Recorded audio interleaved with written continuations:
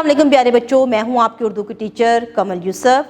आप सबको AA international publisher में खुशामदीद कहती हूं। हम हैं जमात चहारम में। सबक आज हम पढ़ेंगे खिदमत खल्क। आज का उन्वान खिदमत खल्क पर मबनी है। तो प्यारे बच्चों, क्या आप जानते हैं खिदमत खल्क किसे कहते हैं? खिदमत करना, जी, एक दूसरे की मदद करना, हेल्प करना जिसे कहा जाता है।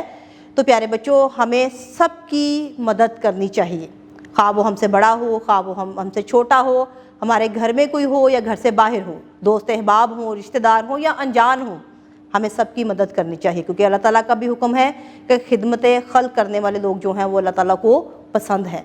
तो उम्मीद करती हूँ कि आप भी इतने ही मददगार साबित होंगे।